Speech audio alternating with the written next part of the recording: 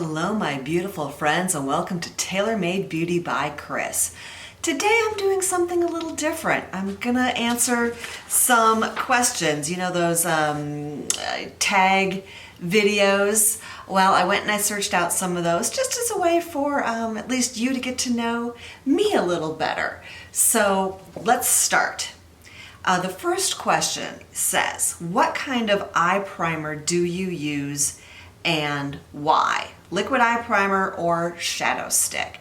So yes, I use eye primer. Right now I'm finishing up some Tarte stuff that's been discontinued. I would say that my holy grail is Too Faced Shadow Insurance, but I'm also learning to love using Shape Tape and then setting it with powder. So that's what I'm using for eye primer. Number 2. What color eyeshadow makes you feel bold and pretty at the same time? Copper. A really shimmery, bold copper, maybe worked with like a burnt orange or even a red. If you've watched me for a while, you know I love warm tones, and those colors really make me feel great. What eyeshadow color do you like least to wear and why?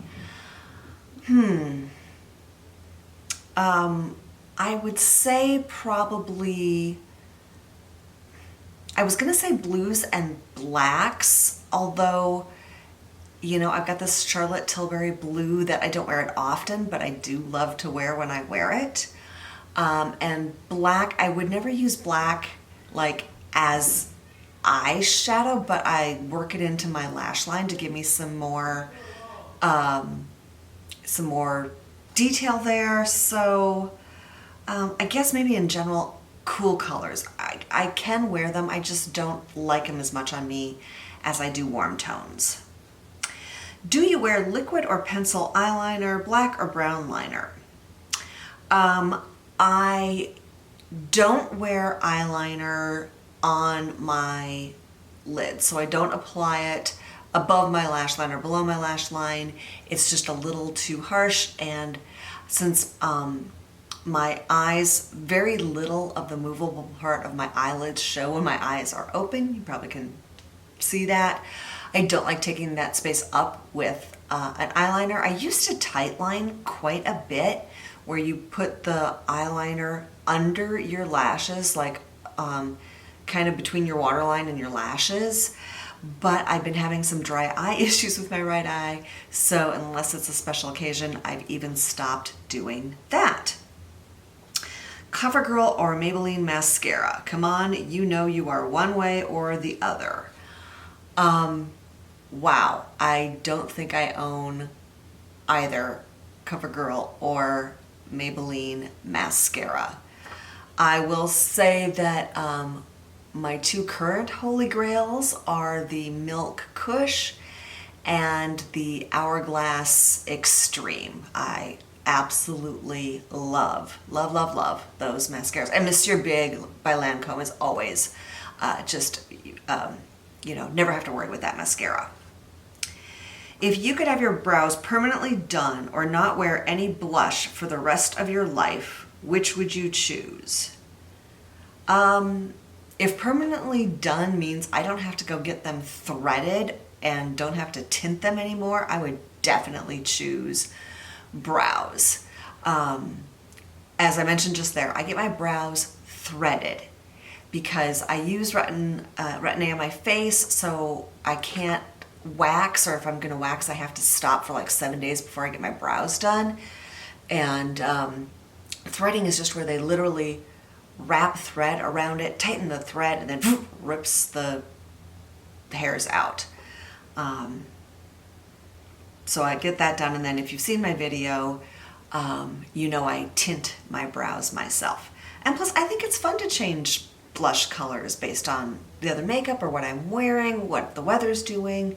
I don't think I'd want to give up blush colors. Does your best friend or you wear more makeup? Definitely me. In fact, that's one of the things that's kind of hard for me is none of my good friends are nearly into makeup as much as I am.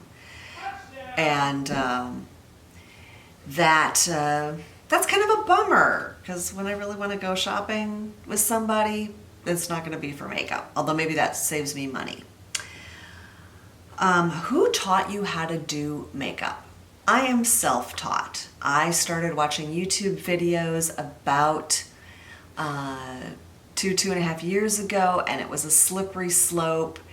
And as you know from watching YouTube, you can learn a lot on YouTube.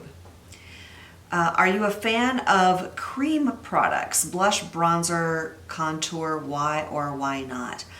I have not been a fan of cream products. When I started really amassing makeup a couple years ago, I had a few and I just felt like I couldn't blend them the way I wanted to. But now I'm a few years older, and so now I have a bunch of powder products. So I won't say no forever, but I feel like right now it's also a lot faster for me to do powder because I'm more familiar with it. Are you a project planner? What projects are you in right now? Oh, that's an interesting question. Project planner. Sort of. Maybe in terms, I think like, so I sew, and my sewing kind of comes and goes. And with the weather turning to fall, I got back into sewing, so I started working on this top that I think I did 2 years ago.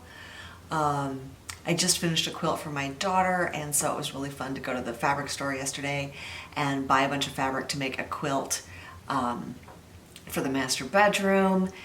And sometimes I take on projects like, the garage is driving me nuts. I am going to go through and organize the garage. So if those makes me a project planner, I guess I am. Setting spray. Do you believe in it? Which is your holy grail?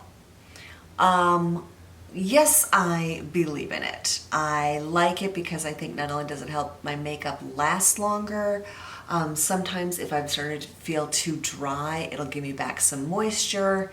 So for getting my makeup to last longer, my holy grail is Urban Decay all-nighter, definitely. But if I'm feeling a little dry, I've got the Too Faced Hangover RX or the one from Wander Beauty. Both are really nice at putting some moisture back into a dry feeling face. Okay, if you could choose one of these, which would it be? It says an amazing studio with equipment, a photographer / videographer, and an agent, or PR from all your favorite brands and an amazing wardrobe. I would take the PR and the amazing wardrobe. I feel like I do a pretty good job here with my setup, and definitely don't need an agent, but an amazing wardrobe and PR, that would be fun. If you could collab with anyone in the beauty community, who would it be? I'm gonna say Tati. I love her energy. She seems like she's so much fun. I think I could learn so much from her on a collab. It says, you can no longer do makeup videos, but you must continue your channel. What type of videos do you make? Oh, excuse me. That is a good question. I just mentioned sewing. I think it would be kind of a mashup of like some sewing videos, what I'm working on, some baking, some cooking. Those are the fun things that I have fun doing and I think would be fun to share with others. PR is something everyone envies. If you could only get PR from one makeup and one skincare brand, which ones would they be? Oh, that is tough. I think skincare, I would take Drunk Elephant.